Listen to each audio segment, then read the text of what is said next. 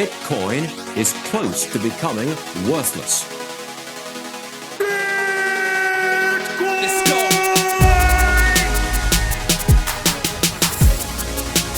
Now, what's the Bitcoin? Bitcoin's like rat poison. Yeah. Oh, The greatest scam in history. let's get it. Bitcoin will go to fucking zero. Yeah.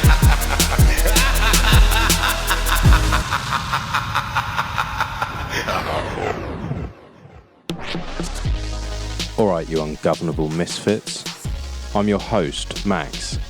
Everybody knows that Bitcoin is useless, worthless, and doomed to fail. But what if everyone's wrong? What if it's the system that is doomed to fail? Join me as I speak to some of the brightest people in the space and slither to the deepest, darkest depths of the Bitcoin rabbit hole. Welcome back to Bit by Bit.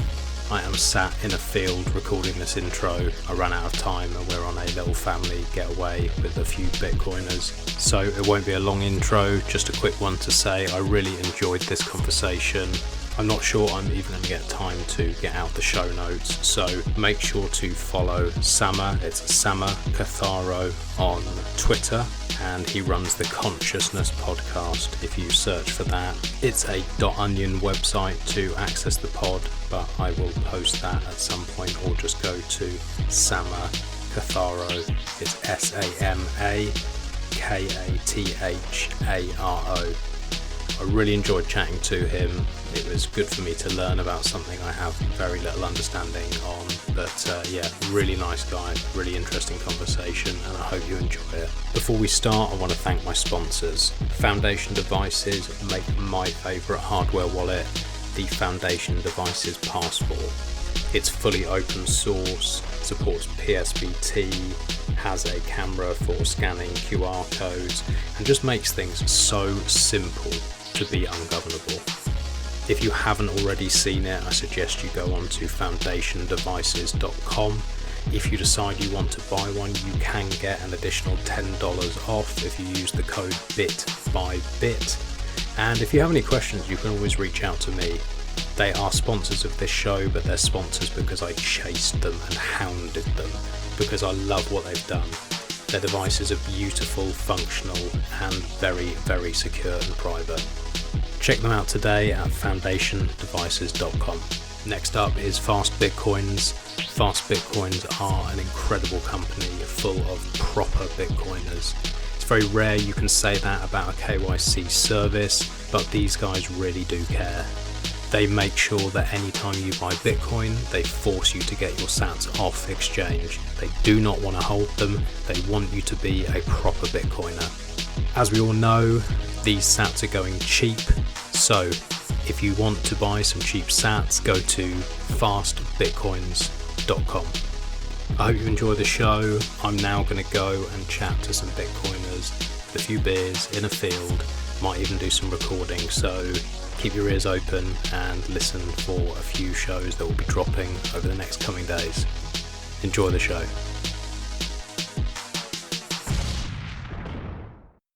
Can you hear me? I can hear you now. Yeah, welcome to the show. It's really nice to finally chat to you. It's been a while sort of organising this, and I'm sorry I had to move it before, but I'm looking forward to chatting about something a little bit different today. For anyone who hasn't already found your podcast, I'd definitely suggest going over. I just listened to your episode with Gigi, and yeah, it's refreshing to listen to something outside of the tech side and the finance side, and it's been something that's been swimming around my head quite a lot of the stuff that you've been talking about. So really excited to have a chat with you today, and welcome to the show. Yeah, thank you. Yeah, also in my mind, I have had some concepts swirling around since yesterday, thinking about this conversation. Awesome. Well, for people who haven't already come across your podcast, do you want to do a bit of a rundown of, I mean, we've talked a bit in the background, but a bit of a rundown of where you're leaning with it and the types of conversations that you have, and maybe a little bit about why you've entered the space and doing what you're doing? Yeah. So My life changed a lot about 20 years ago when the spiritual world opened up to me.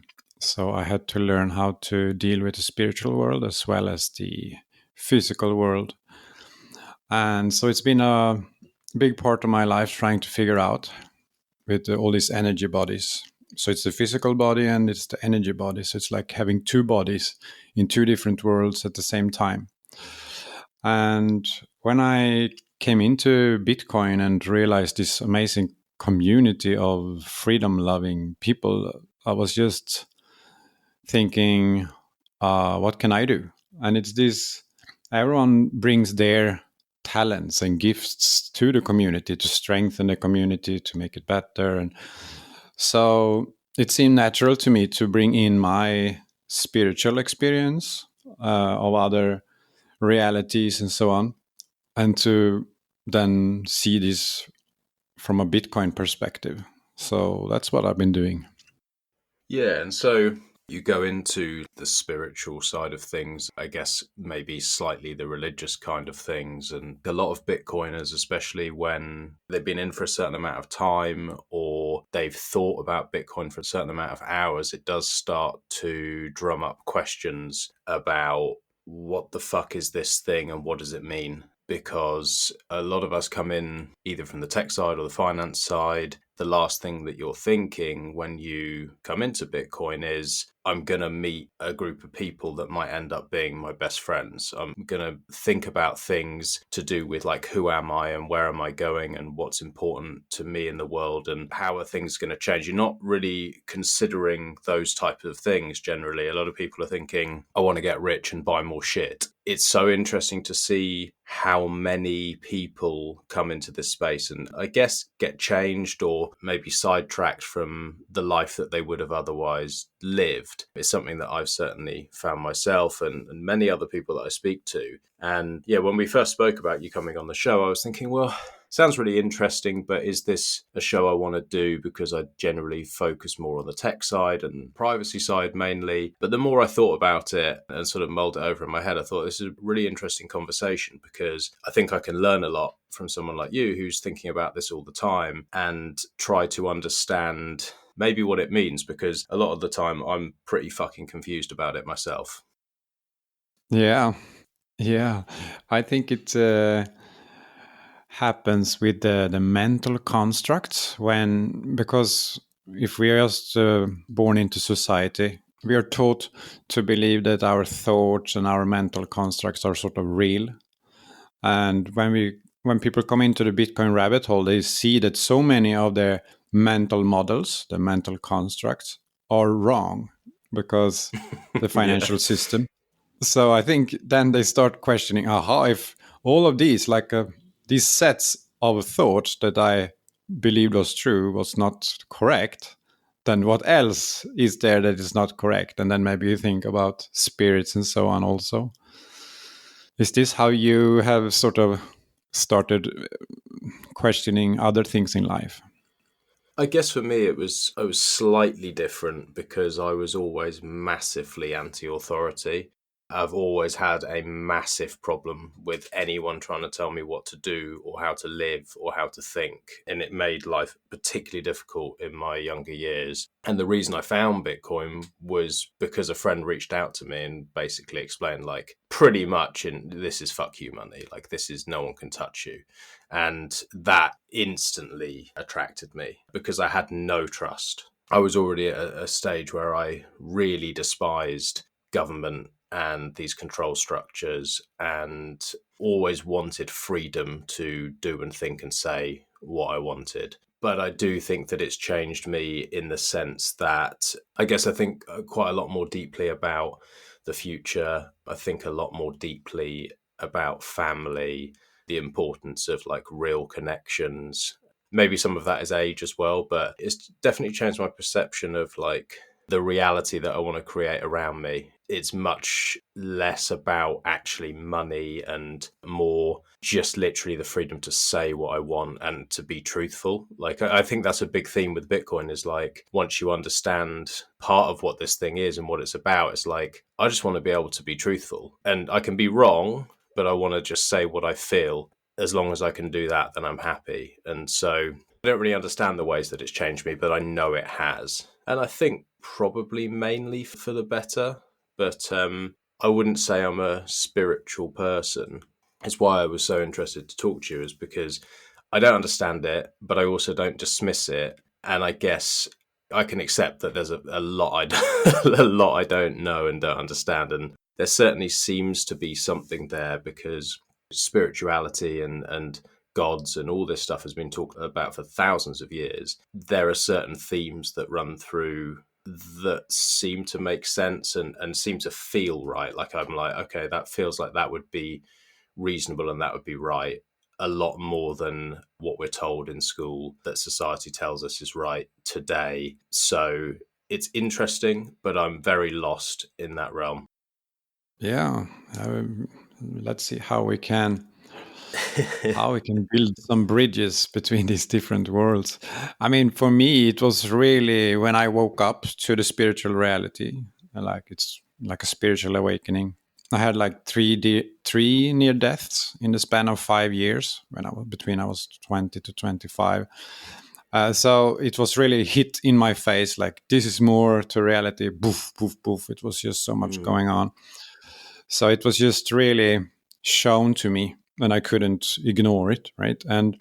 But this, what you say about freedom, free speech, and being able to say the truth, this was really a big part of that, because I just felt that, Jesus was talking about this, and all these guys throughout history, everyone is talking. It's this spiritual reality out there. And I just felt that the governments and the schools, they just ignore this spirituality. While for me, it just became so obvious that I couldn't ignore it, right? And then I felt that it was this huge cover-up that it's some people in the world that is trying to hold humanity down. Because when we come into this spirituality, we just get so much creativity and like power from within, and it's like, yes, you want to create and you want to imagine and you want to do all this stuff because you have this soul is sort of awakening inside, right? And then it just feels like the governments, they don't want this to happen. They want humanity to be as fearful as possible. They want them to be as, compliant as possible. So that's when I started my freedom fight also. I started it sort of from a spiritual angle, where it's just like human potential. It just, when it opened up in me and I saw, oh my God, it's so much potential here. Imagine if all humans would open up to this source within them. And we would have a completely different world in a couple of years, rather than just people following commands all the time. So I think we can connect with that freedom part there, don't you think? I think definitely. And for the most part, the Bitcoiners that I have met are very freedom loving. It's very important to the people that I've spent time with. And I know exactly what you mean. It does feel like there is a suppression, and it would make sense. How Bitcoin works is because of incentives, and it wouldn't work without that. And the incentives for people who want to control is to keep people fearful. It is to keep them dumbed down. Making them dumbed down and scared makes them say, okay, I'll go to my 9 to 5. I'll sit in a little office. I'll get a paycheck. I'll spend it on shit that makes you more powerful. I won't believe in anything beyond my life. I'll believe that definitely when I die, and that's it, because then it puts more control even on that. Because if you truly believe, well, there's something more important than my life, you're not fearful of death. That's worrying probably for these people. So they want you to be scared on every level. And yeah, it seems to make sense. Like, it's very hard to prove. You can say they want to control, and then people will say, well, who's they, pin it down. And it's really difficult to prove these things, but certainly it feels that it's that way, and it would make sense that it's that way.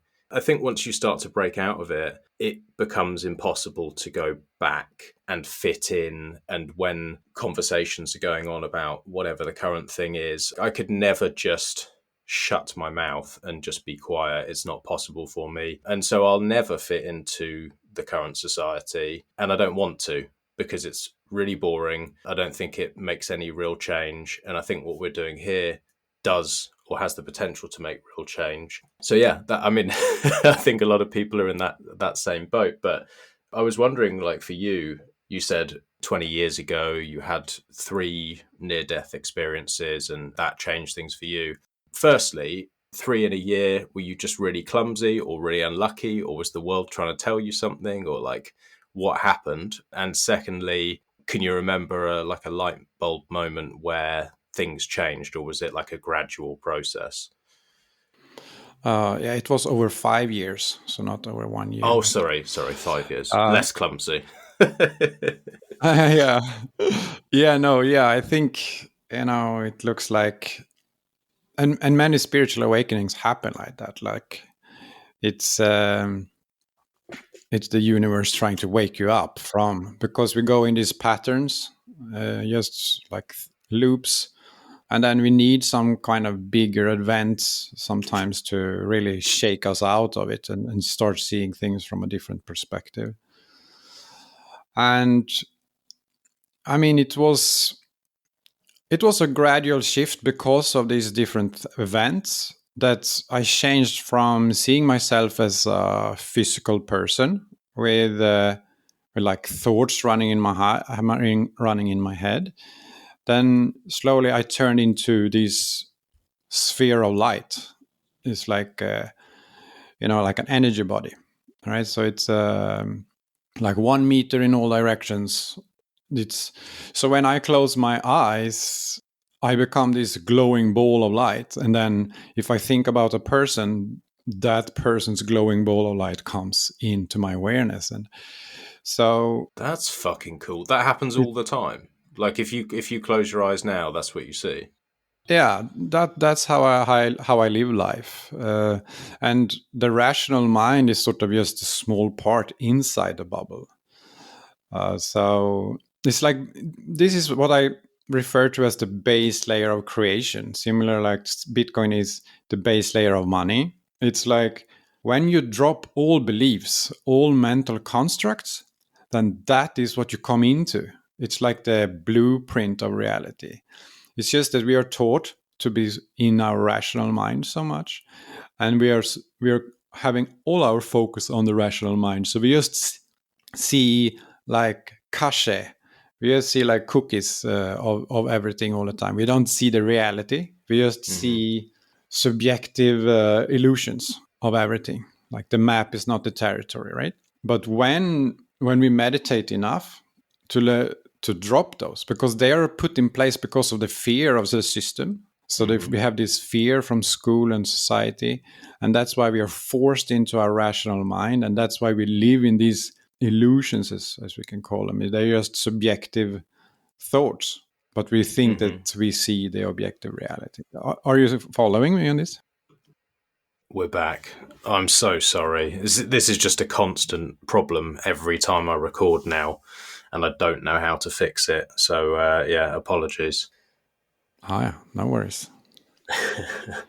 I can't even remember where we got to now, because I've been fuming for the last 15 minutes trying to fix it. I can imagine. Yeah, I can't remember where we got to. I was trying to explain what was happening to me when these spiritual awakenings and these near-death experiences that I had, and I was trying to explain it as a shift from identifying with the physical body and having thoughts in my mind that I thought were real, and then to after all of these near-death experiences, like on the other side, when I closed my eyes, it's just this energy body around me and inside of me, like energy centers integrated with my body. So then I started to identify with this more, or like 50-50. So I had a 50 physical body and this energy body then. So this is where we were interrupted, I think. Yeah, and so I was thinking when you were saying this, I was like, okay, that sounds really cool. But I was wondering, was that an instant switch? Like, you had these near-death experiences over that 5-year period.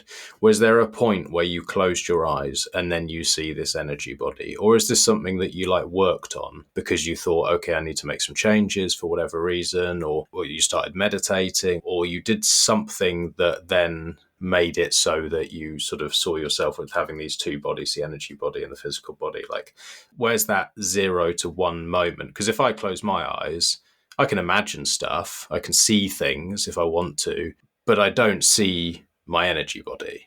Like, I'm wondering how that happens. Yeah, so the process is a peeling off of layers that we get in our childhood, that we get from our parents. It's like filters, it's like assumptions that we get from the school and society. So as long as we have those intact, as long as we identify with the assumptions, how reality is and who we are, then we were not able to see the energy body or experience the energy body, because our attention is sort of blocked, or it's already taken. The information is sort of stuck in this sense. So it's the process is when we try to let go of this, we try to let go of the assumptions.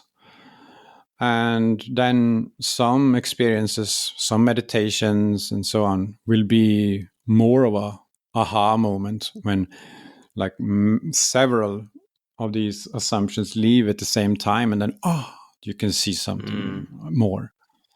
But it is a gradual process. It's just, does it make sense? It makes sense, as in I understand what you mean. It's so far from anything that I've experienced myself that it's difficult to obviously truly understand what it feels like to see this or think this way.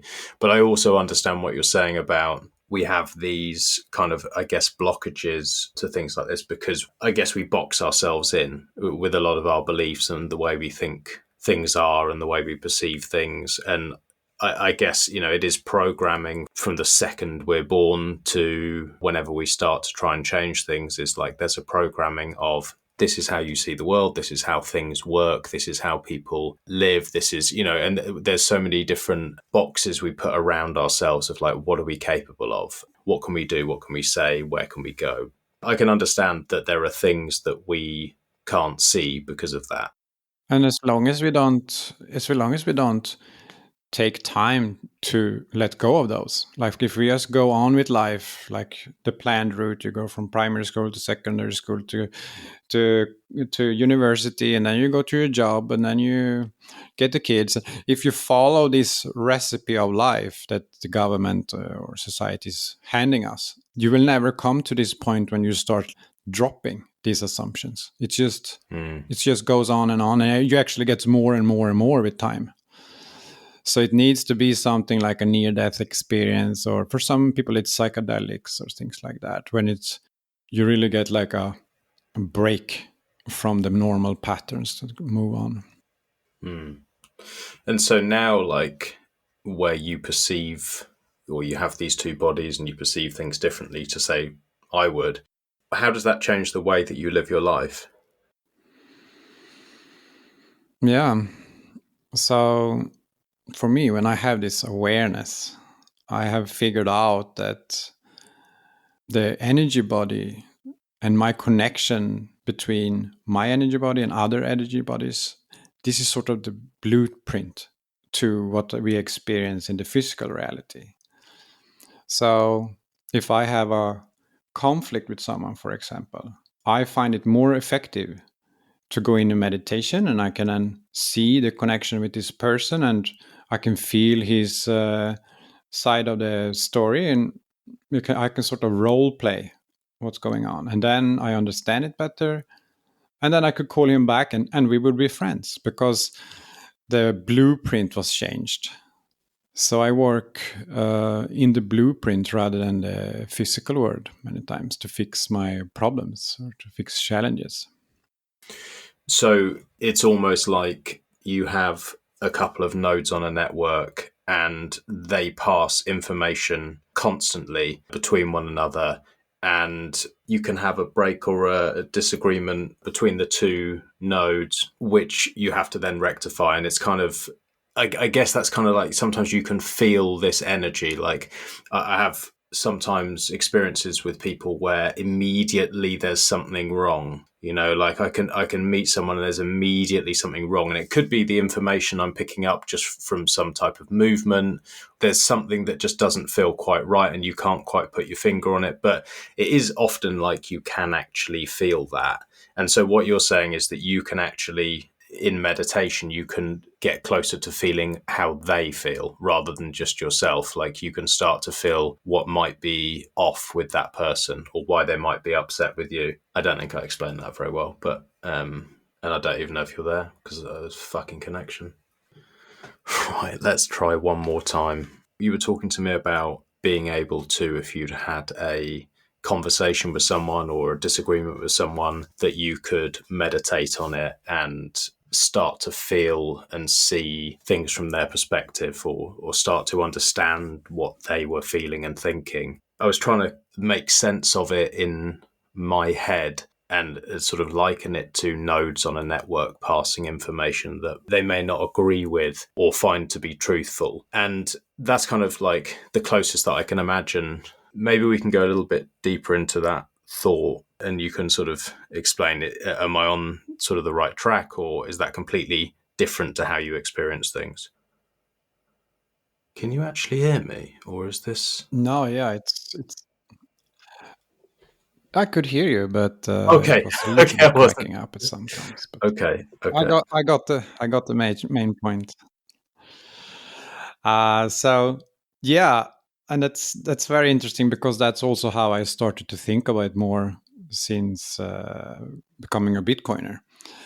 So I consider myself a node on the creation network. And then my energy body is like my node. I can go into the interface and I can look how is the status of the different energy centers. So we have the chakras in many different cultures around the world. They have these energy centers, the 7 energy centers. And I can sort of go in and do status checks on them at any time. And they are responsible for different areas of life also. So some are more for survival, some are connections with others, some are like my self-confidence and stuff like this. And then we can have these connections with other people. And just as you said, it's like data transfers between my node and someone else's node. And so thoughts are actually real to me. Like if someone thinks about me, I can pick up that. That's like a data transfer to me.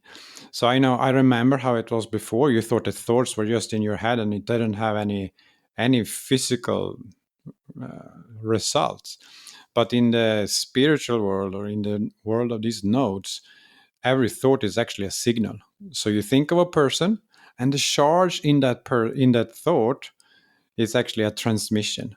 So if you think a bad thought about someone, then that person, if it's sensitive, it can pick that up and say, "Oh, now he's thinking bad thoughts about me," and it can be sort of a conflict starting that way. Maybe I'll stop there and see what you Yeah. think about that. No, that's interesting, and it does make sense because those feelings where you walk into a room and you just instantly know there's a problem here. I mean, Mm. yeah, maybe you could argue there are certain tells with body language or something like that, but sometimes it feels like it's more than that. It feels like there's a connection. You someone's not right. Like, you phone a friend, is everything okay? There's this feeling, I'm not sure that everything's okay. You have a feeling that someone's not right, and often that is correct. And so if they're not sending you a message or telling you something in text or audio, then there must be some connection that we feel. And then if we're feeling it, then how is that being transmitted? So it does make sense. I don't understand how the hell it works, but it certainly makes sense. Yeah, and if you have this going on like all the time, it can be very confusing in the beginning. So 20 years ago, then when I started, it was very confusing to be able to just think of a person and then to be able to pick up so much more data than was needed. So yeah, that's why it takes a lot of time to figure out this, how to live as a node on the network of everything, and to live as a physical person in society as well.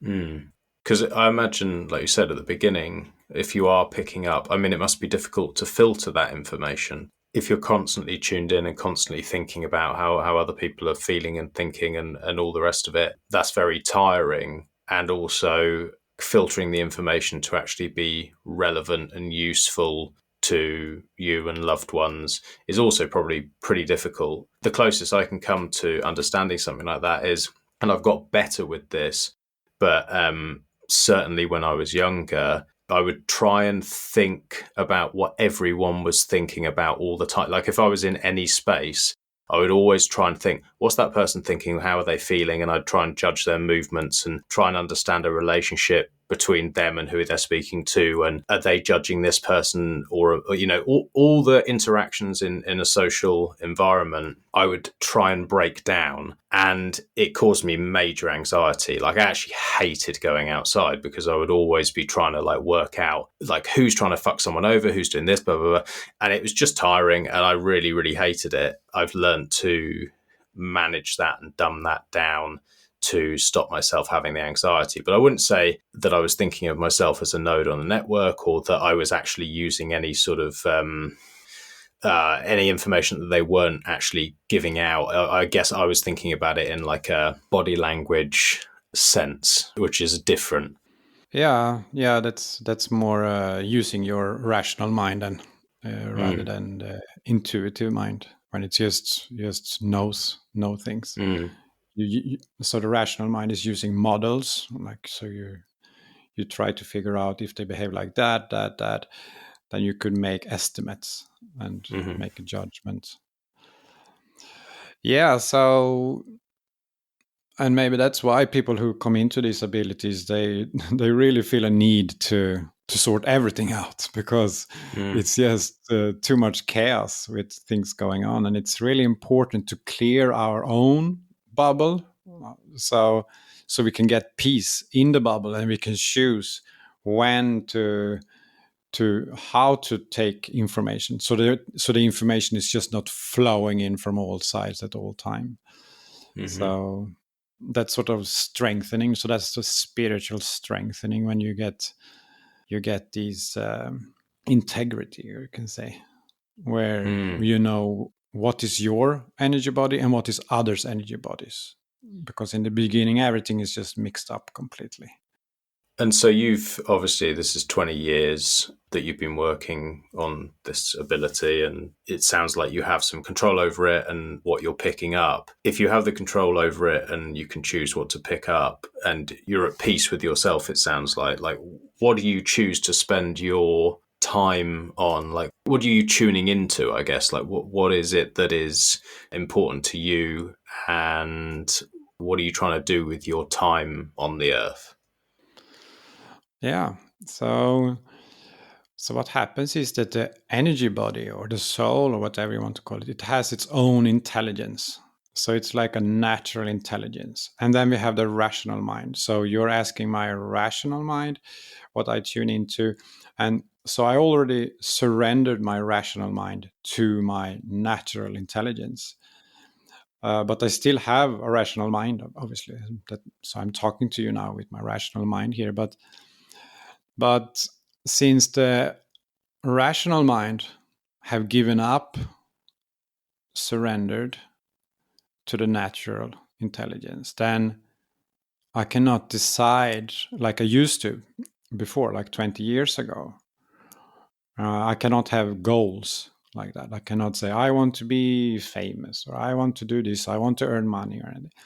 So instead, I've given all these decisions to my larger self, or my soul, or my energy body. And the rational mind is just sort of following that flow. And that's more of a non-linear flow.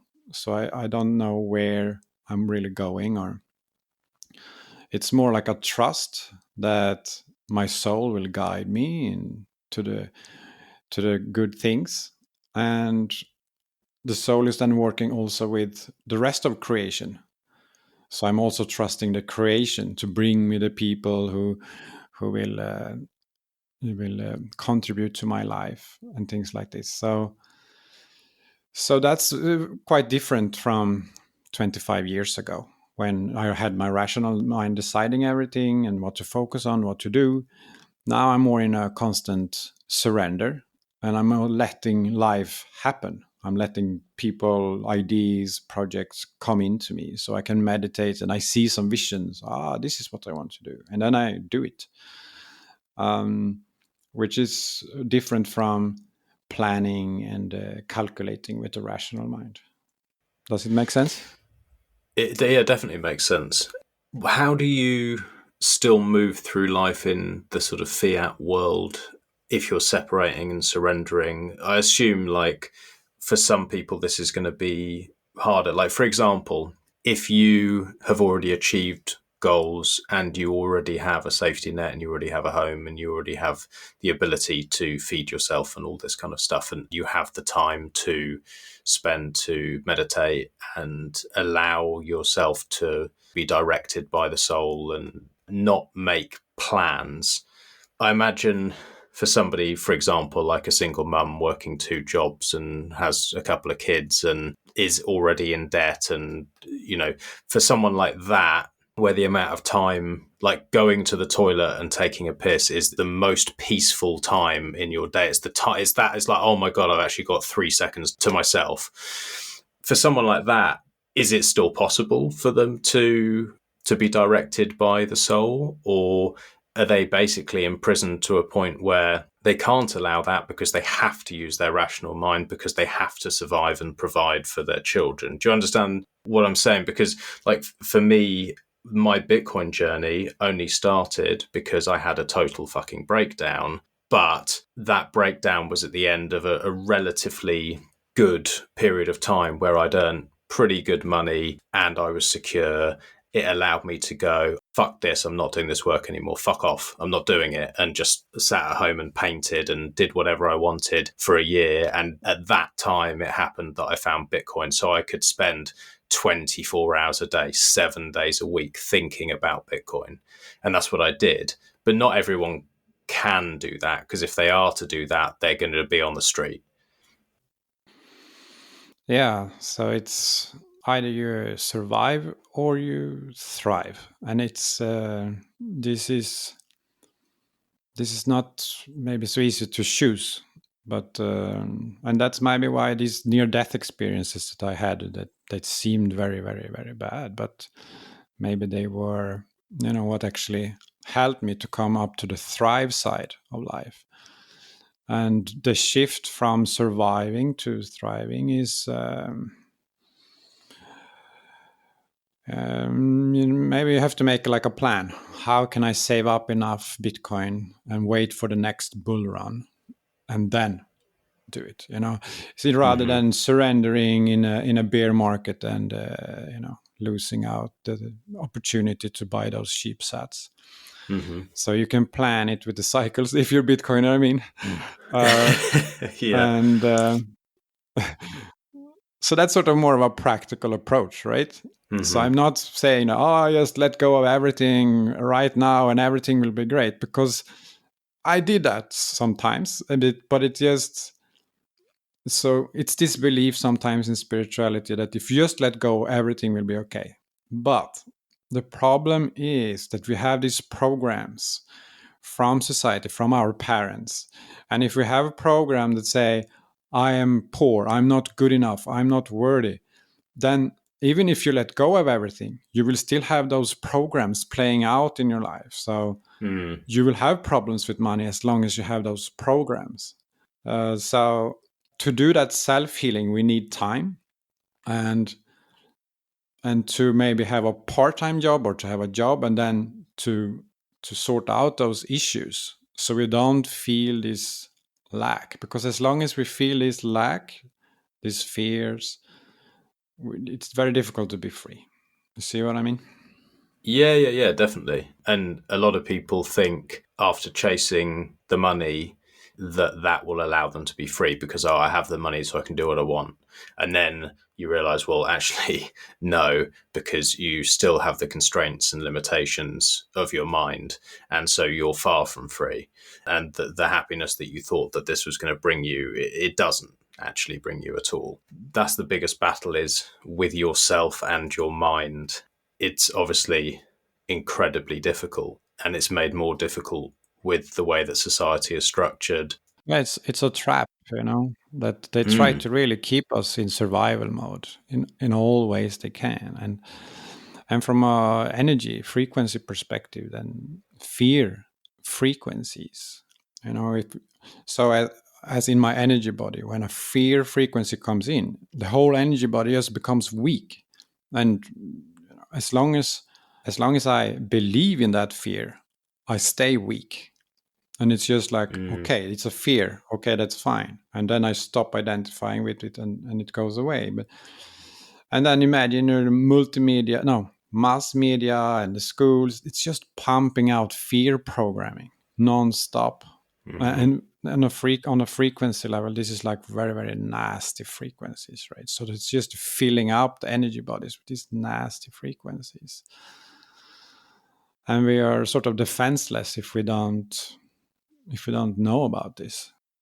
So for someone like you who can tune in to other people's like feelings, emotions, thoughts to some extent, like when I think about the people that are trying to cause the bullshit, the Klaus Schwabs of the world and some of the world leaders and some of the crazy stuff that was going on during the COVID nightmare and the lockdowns and trying to take away people's sovereignty over their bodies and this kind of stuff that to me is as close to pure evil as I can imagine.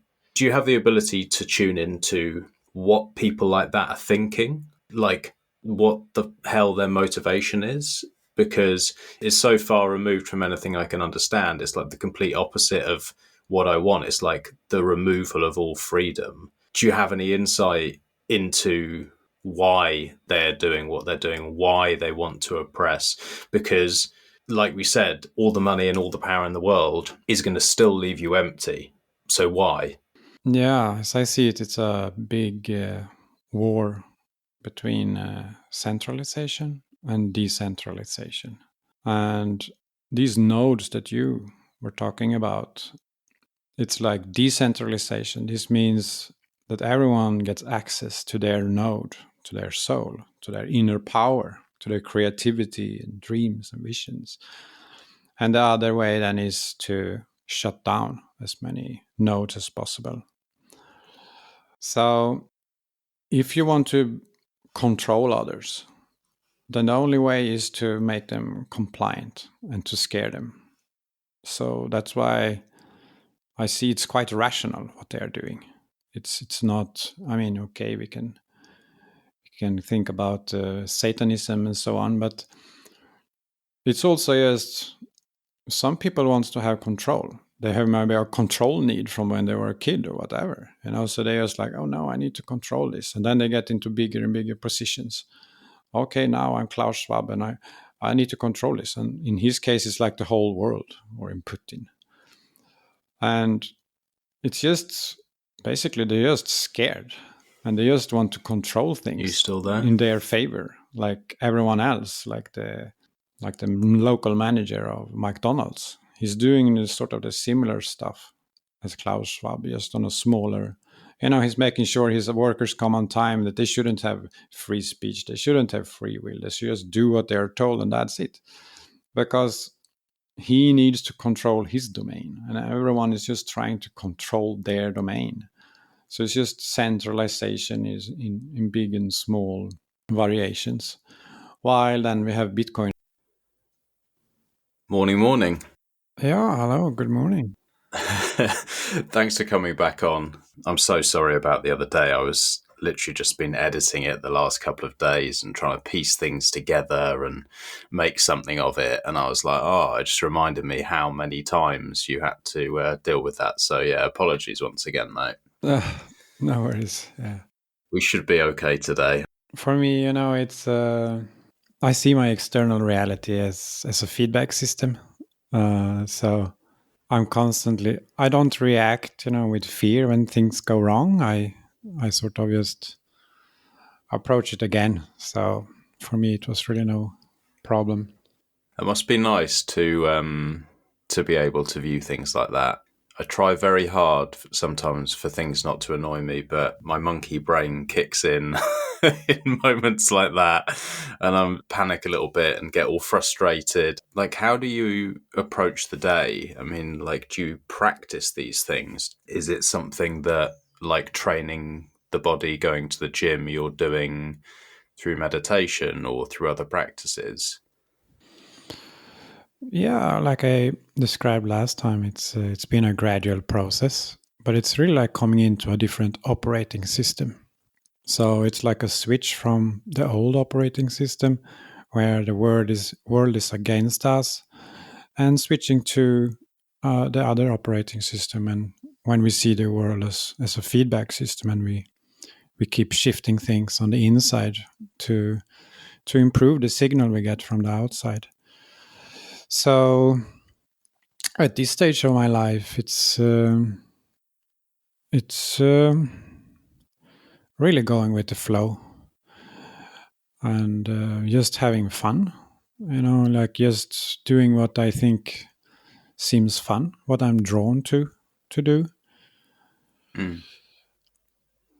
And it's like, we all run programs, so it's just a question which programs should we run. And because the world looks like it does, we are then bombarded with these programs from other people. So when we come to our 20s or 30s, we find ourselves in a position where we're running programs that are not ours, that they were given to us by other people or events and stuff like this.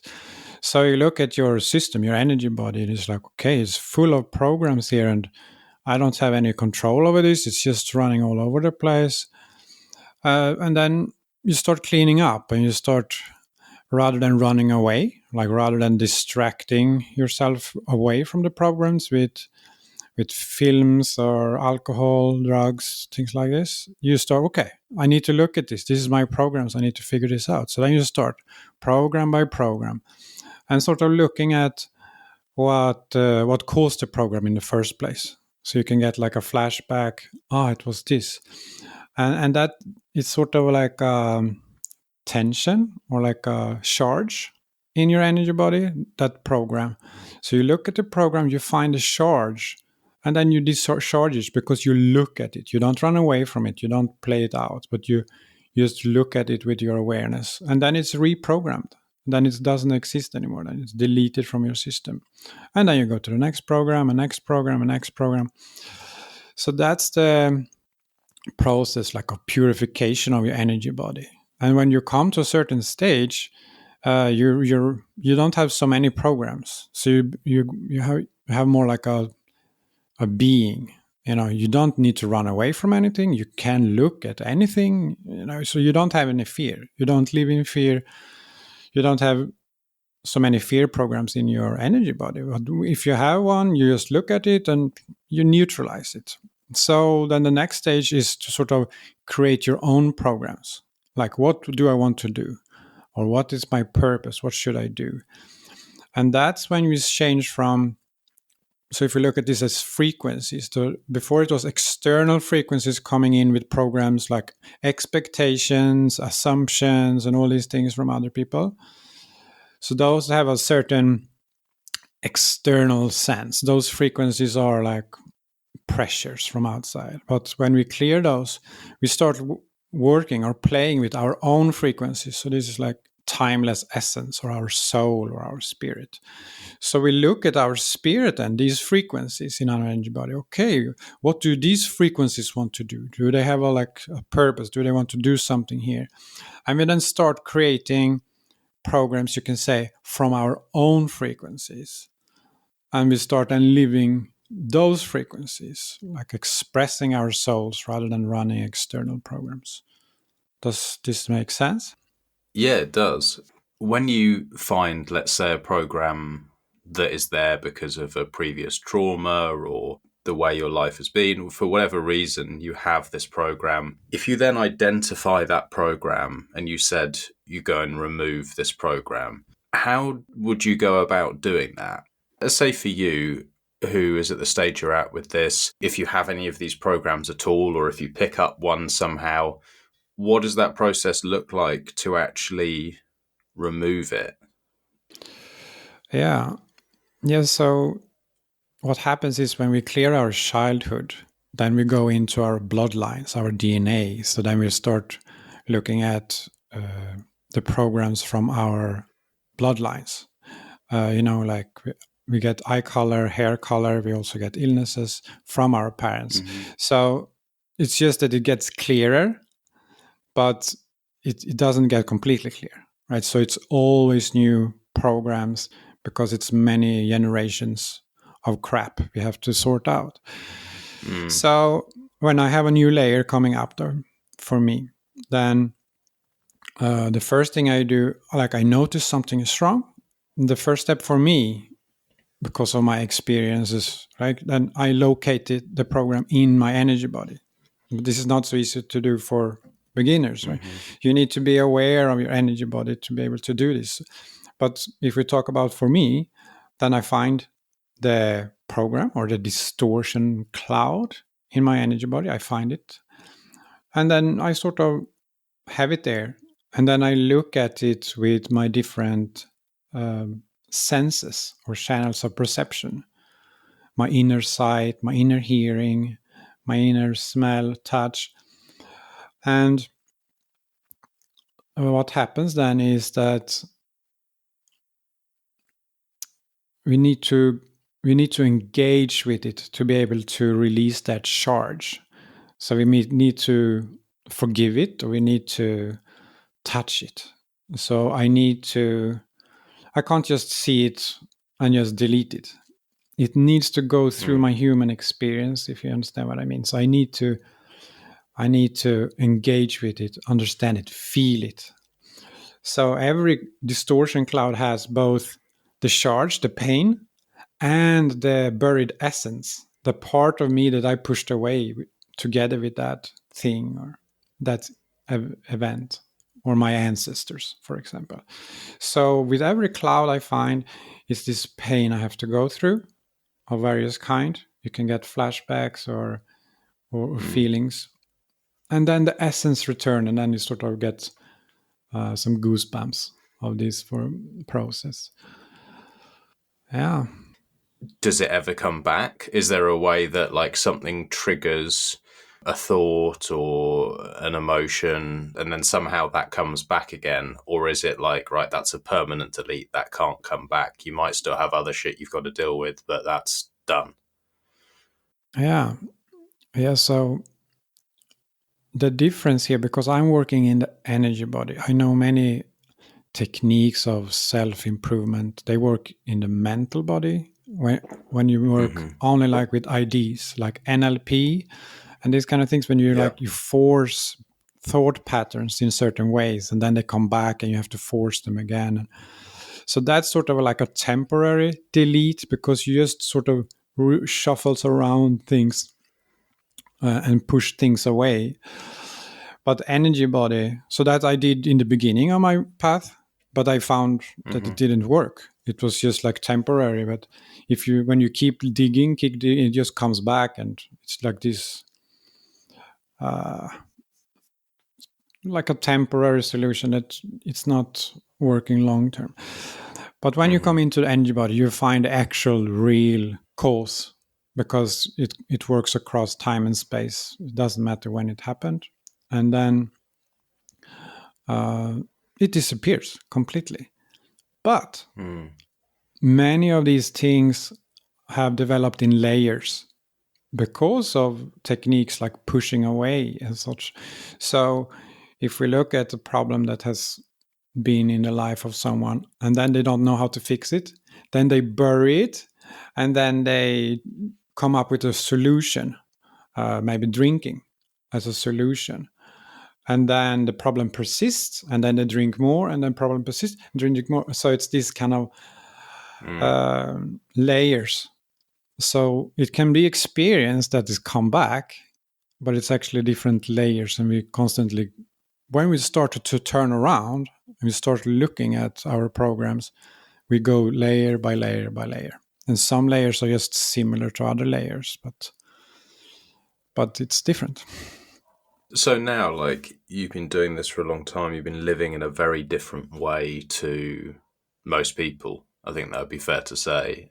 How do you sort of perceive the outside world, and specifically what's going on with Bitcoin? Because that's the sort of crossover. I feel like probably the way that you or I go about our daily lives and think about things is probably very, very different, but we do have this common ground. It seems we both care very deeply about freedom, and we both think that Bitcoin is potentially a solution for a lot of the issues that are going on. Tell me if I'm putting words in your mouth, but that's sort of what I feel. That's where I feel we have this common ground. How are you looking at this thing? Like, what are you thinking, and where are you thinking that this goes? Because you're obviously dedicating time to it. And if I could do cool stuff like you're doing with your energy body, and like see balls of light and interact with other nodes and all this stuff, it'd have to be something really interesting for me to bother spending time with it. So, like, yeah, I'd love to know what you're thinking. Yeah, I see the Bitcoin network as sort of the rails into a world where everyone will experience the world as I do. Not because of a belief system, but because I feel that I'm just sinking into truth. Like, I don't try to hold to any beliefs. I don't hold to any attachments or people. And that's the whole idea. So letting go of all the attachment, letting go of all the fears, and then we just sort of sink into what is. And from my experience, this, what I'm explaining here with energy bodies, how the program works, how I connect with other people, this is like what is. This is what we can't see when we are stuck in the rational mind, right? So for me, it's beyond belief systems. It's just living in, I call it like age of transparency, because I can see the programs of others. I can see my programs. And actually, I'm happy for others to see my programs. Like, I have nothing to hide. I'm happy for someone else to scan me and see my programs, because I know if they do that, they can only help me. They can only like enhance me. They cannot hurt me, because if they see my pain that I have still not resolved, they wouldn't use that against me. They would say like, oh, maybe I can help you with that, because each person's frequencies is sort of helping someone else. Like, if you solve a problem in your energy body and you meet someone else who has that problem and haven't solved it, just your presence with that person helps that person to figure out that one. We is able to reprogram that part. So that's how it works. So I want to see a world where more people just let go of all the fears and start living more like I do. And Bitcoin is just the path for this. So this is why it has become equally important for me to support the Bitcoin network and the Bitcoin community as it is to work on myself. It's like 50-50 nowadays, because I see it as important as working on ourselves is to establish this network, to be able to bring in hope and harmony and transparency to the world. Like, I really see this age of transparency coming, where people can just let go of all the defenses and fears and start living more like their own essence and get rid of those external programs. So do you think in that same way that you're open for people to see your programs running and you're effectively living on an open system, do you think that if we change the money and we know we have this truth, we know we're using Bitcoin, we know that we don't have these manipulations and people messing with the natural order of things. Do you think that that changes the way that humans interact, and people will go more towards this kind of idea of like spirituality and creativity and unlock a bit more of this human potential? Because people that I speak to who are creative tend to be quite drawn to this, it seems. The people who come in either like big egos or clout chasey or deceive others, those kind of people, they don't last long here. They either like implode or they get cast out. They can't deal with Bitcoin. It's like a bit of a mirror where it messes with people. From what I see, most of the people that I deal with in Bitcoin seem to be pretty open, pretty creative, pretty like, I don't know, like, yeah, open books. For me, it's a little bit different, maybe, because for me, it started long before Bitcoin. So I see it as a consciousness evolution. And Bitcoin sort of came into that mix 2009 and just sped up the whole thing. So it's not really because of Bitcoin, but Bitcoin is a big part of it because all these frequencies are changing inside, and they did that also before. And you can also see it in the culture, how the culture was changed, and the last 40 years things have really changed on Earth also as a reflection. But it's the frequencies that change here. We're sort of moving up to a higher level. So that's sort of the bigger perspective on that. But I think Bitcoin has come in as this truth vibration. It's almost like the second coming of Christ, but because it is embodied, these pure frequencies that whenever you try to look at it from a limited or rational perspective, you are faced with the obvious that it's just subjective illusions. So it's sort of penetrating people's rational mind in a way that nothing else have done on Earth.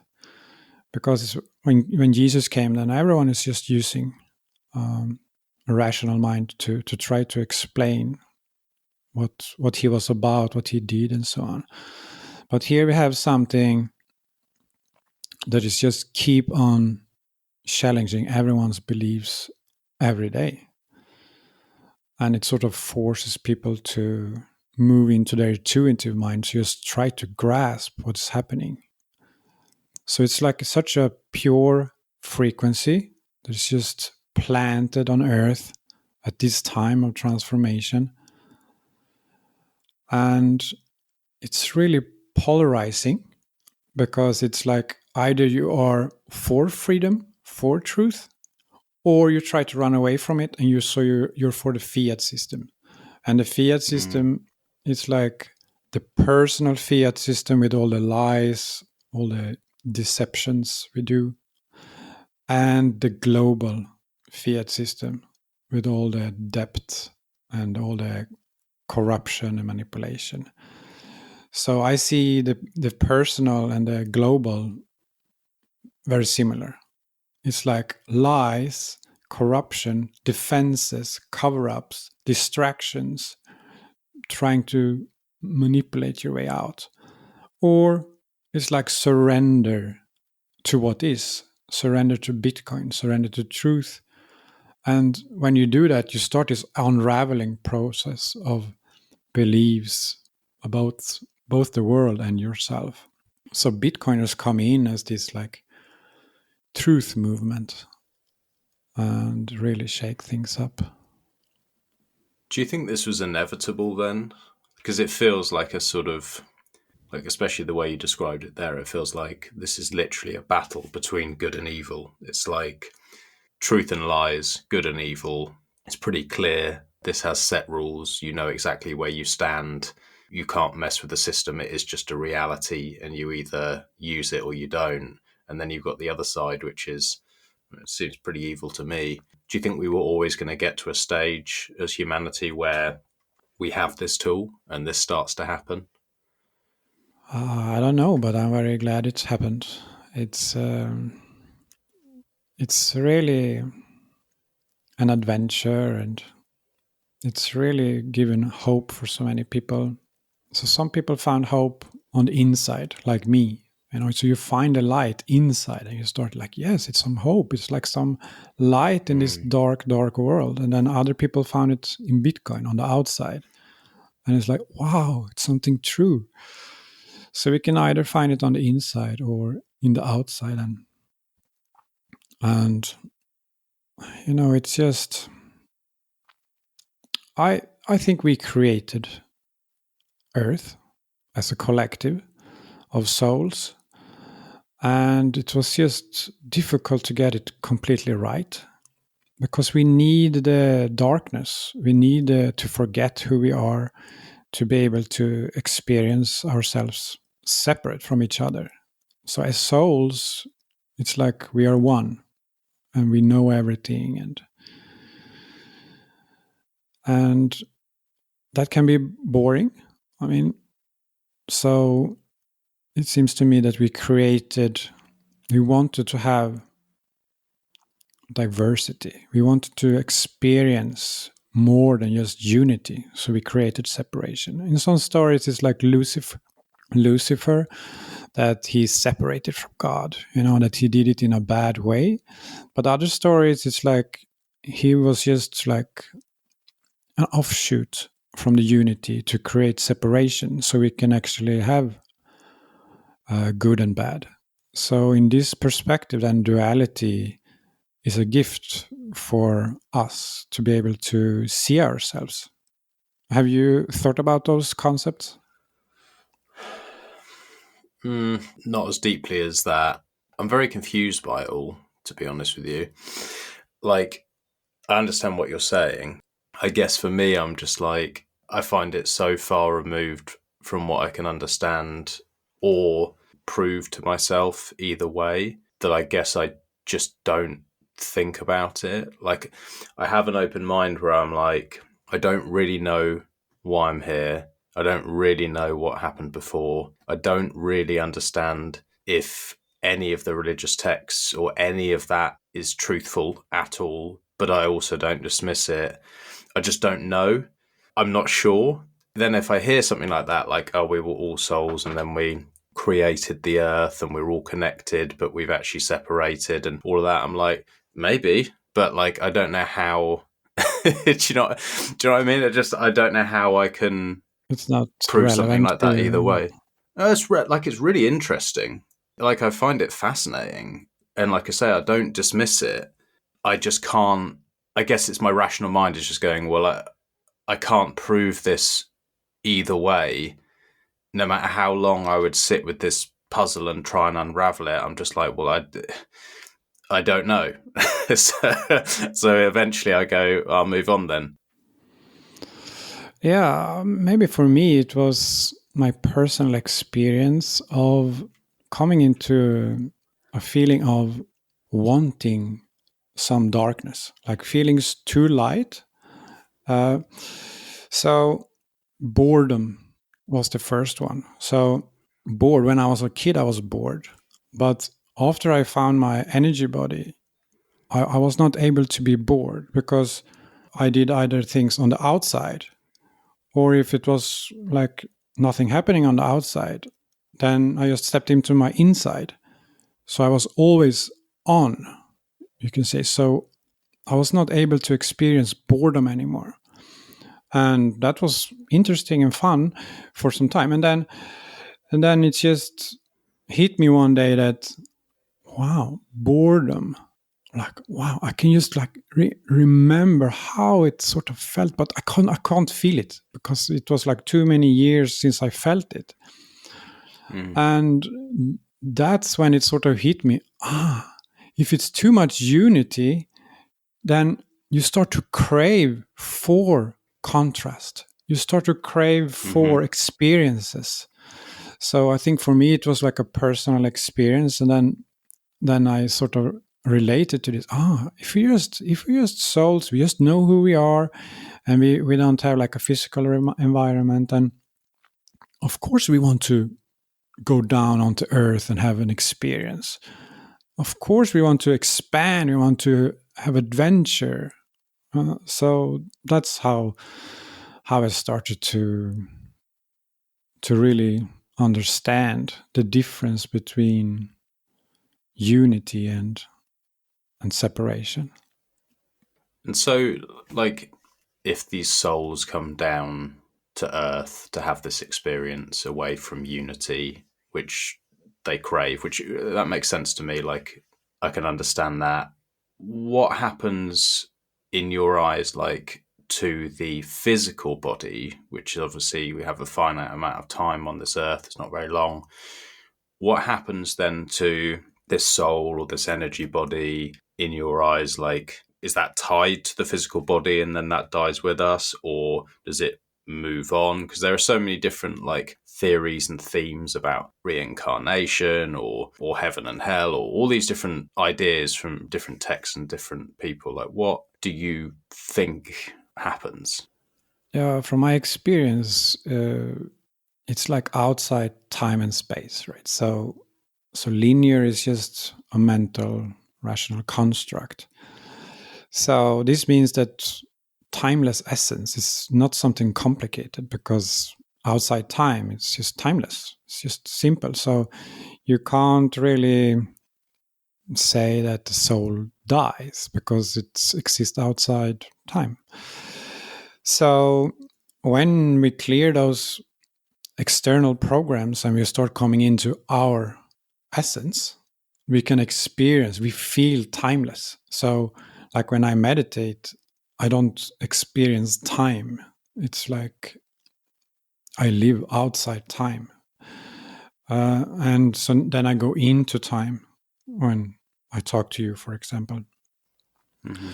So that timeless essence, it's just, you need to experience it. Otherwise, it's just a concept, right? So, yeah.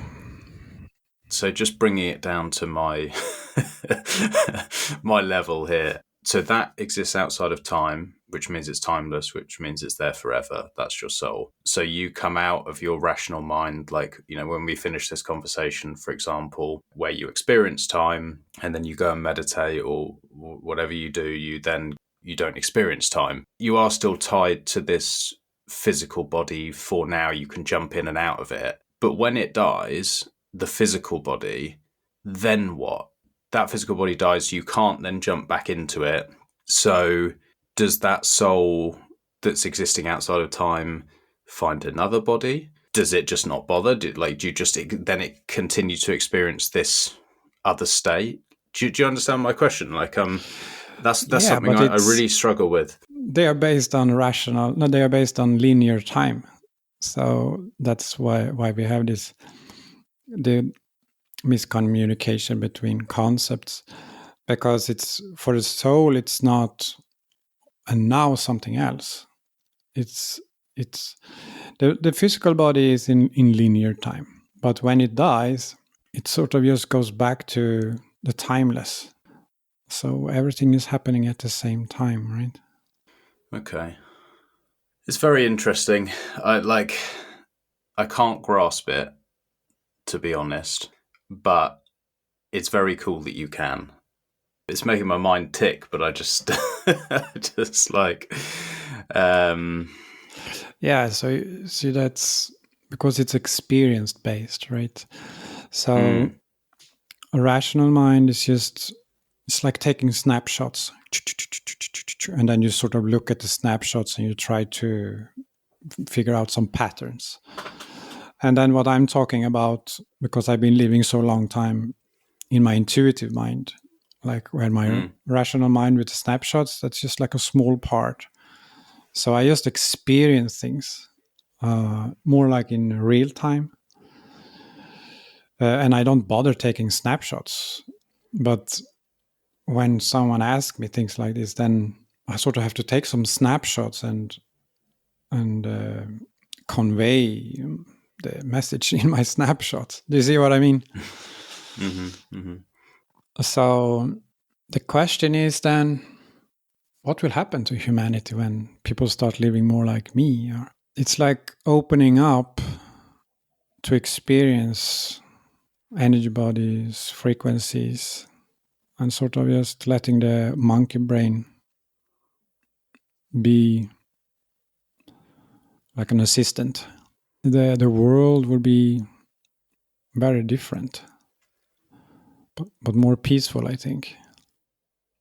If this does happen and the world gets more peaceful, do you think that you're always going to have like a faction of people who will resist and will still want wars and all the stuff that goes on?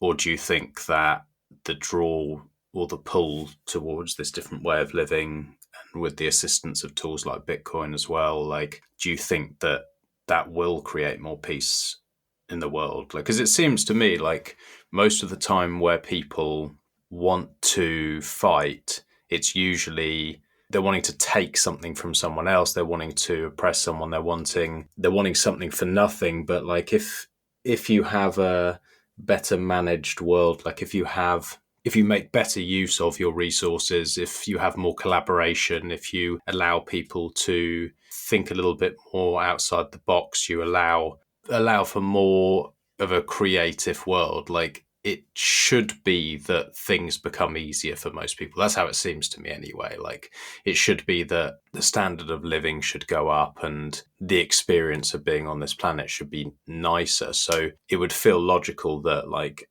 there would be less aggression and less oppression. But I still feel like there are always going to be like this group of psychopath, sociopath like types who just want the control, they want to always take. And then I feel like, well, if most people then drop their guard and delete these programs, these people potentially, it feels like they can then take advantage. Because if you're saying, oh, well, all these programs that I've learned or built through my life to protect myself from these types of people, like almost like pattern recognition, or I see someone who has eyes like this or moves like this or speaks like this, they often act like this.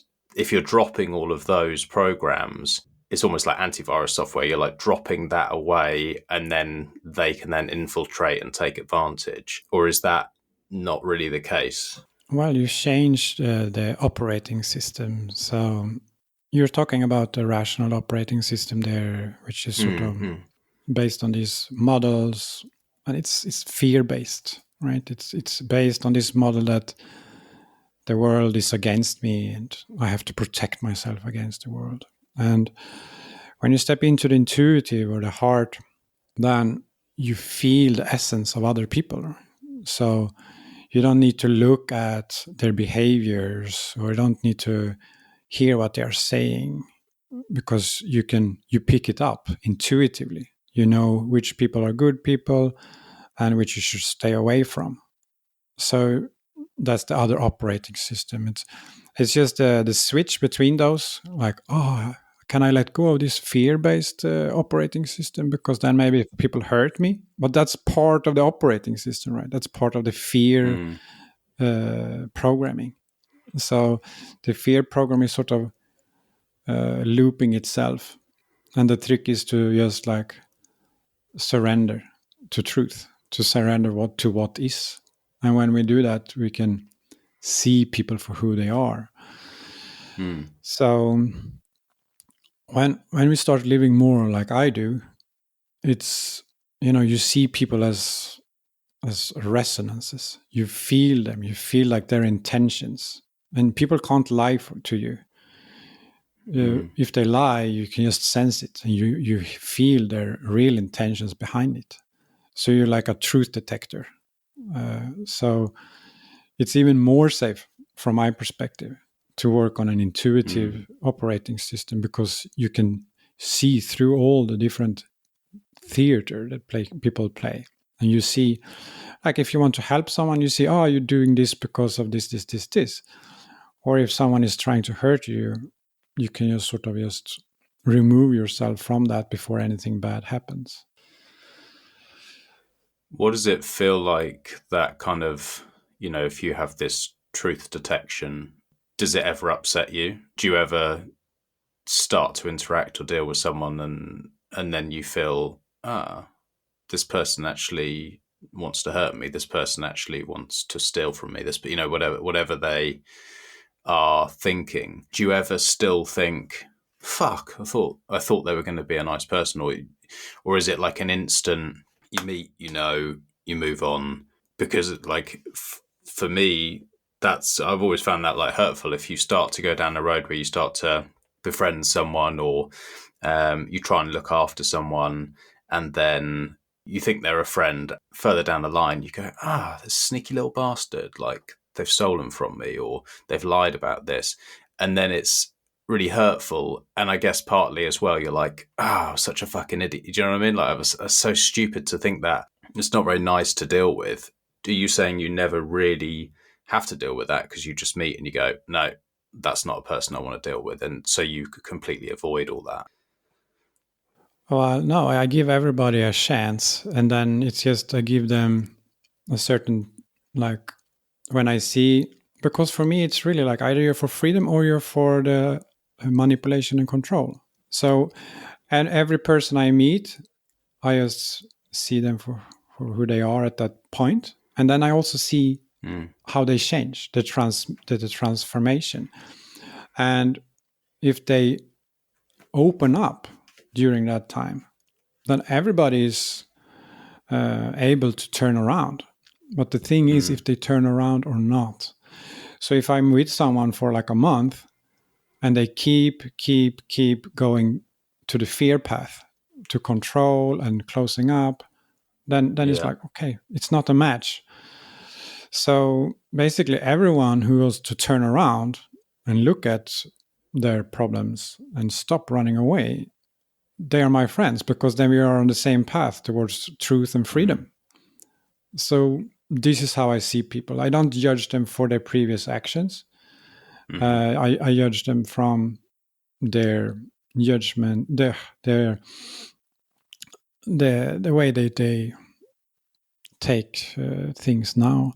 And this, your question actually reminded me of this. I had a period when I judged people because of their thoughts and actions. So I was able to scan, I was able to see people, but then I judged them because of this. So that was sort of a strange, like a middle stage, to be able to read people's thoughts, to be able to see who they are. And then I got afraid of that. I sort of judged them because of their programming. And that was an interesting period. Like, so people didn't even have to talk to me. I just like saw them and then I judged them and then I walked away. But then I moved past that, and then I just saw, okay, this is the current programming. And I stopped being afraid of that. You see what I mean? It's like, first you see the programming and it's like, okay, that programming I stay away of. Or I don't like that person because he has those programs. You know, it's really like judgmental, but on a deeper level. You can say you can see something, but you judge the program. So then the next level, the next frequency shift, which was like, okay, I see them, the problems, but I also see the pureness behind that. And that was a big step for me.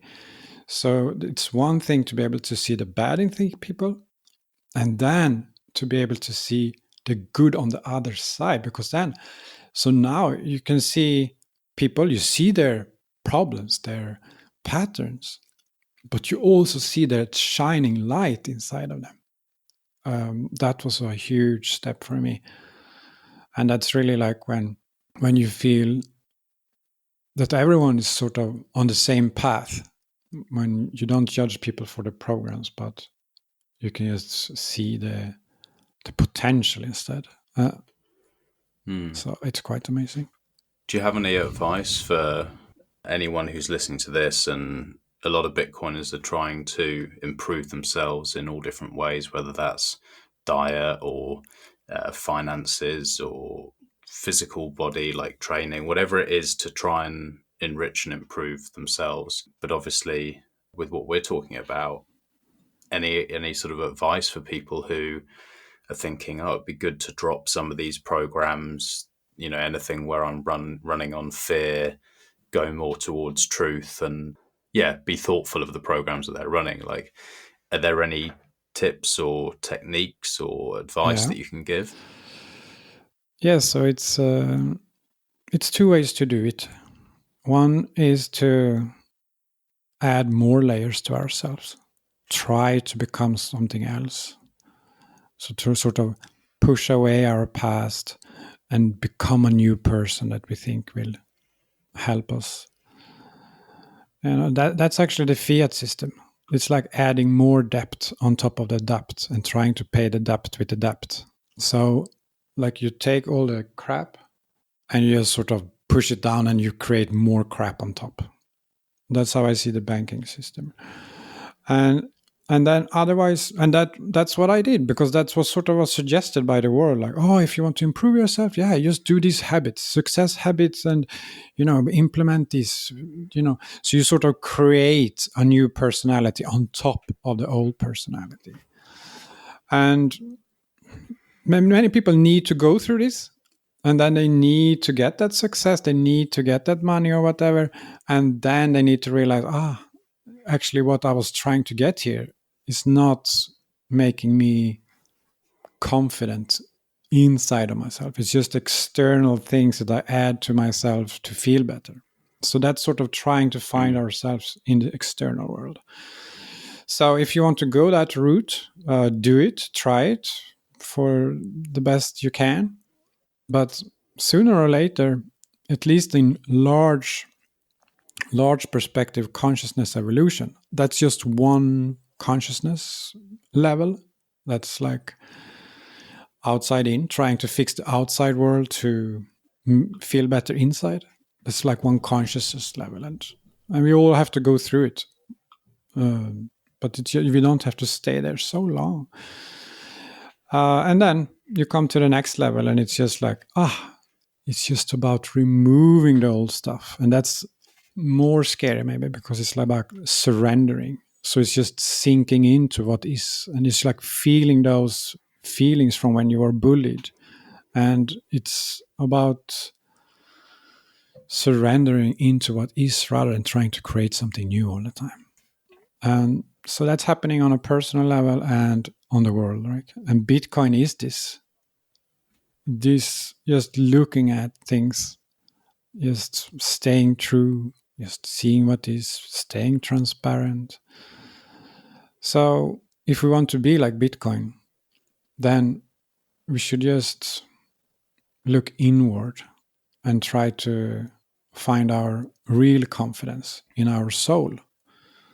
And then on that path, we will meet everything that stands in the way, all the pains and stuff that we pushed away. It will just come up, show itself, and we say, okay, it's okay, it's okay. And you continue going in further and further until we come to our core. Yep, that's my thoughts for today. Well, it's been really interesting to learn about the way that you're living your life. I'm certainly going to try and make some changes myself and see if I can strip some of these layers back. It seems like a mammoth task, but maybe I have to send you the odd DM and say, right, can you give me some advice?